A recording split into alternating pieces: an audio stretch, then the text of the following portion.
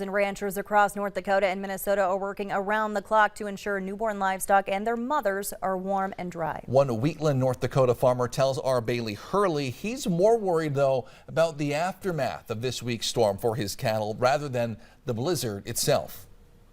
Jax.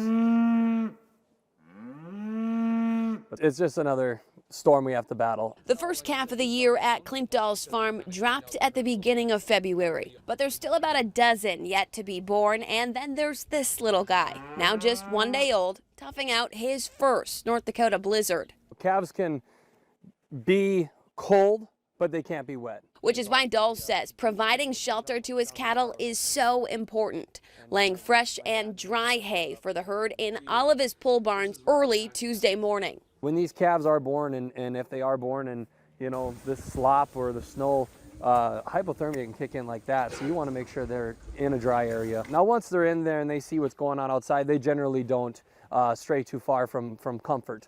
Dahl says the bright side of it still being winter in April, for the most part, the ground is still solid. The worst is when you start to see, this mud slop, this mess around here that just these calves are into their belly and the mom's bags are dragging through, and that's a nightmare, and you see a lot more ailments then. He says to be safe this week, extra checks will be done to make sure everyone is staying put, but also points out even with cold weather and blustery blizzards, North Dakota cattle are resilient. At the end of the day, just giving them the proper energy and nutrition and shelter, they'll be fine. They're tough animals.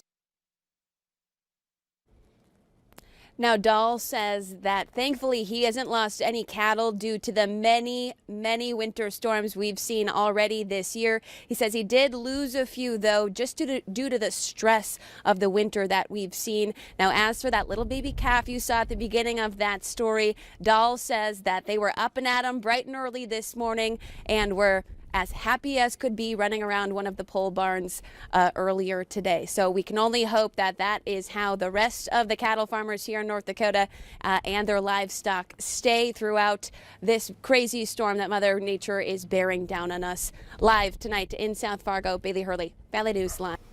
Sounds like the cattle are happier than most of us. Yeah. Thanks, Bailey. Our team coverage continues right now with the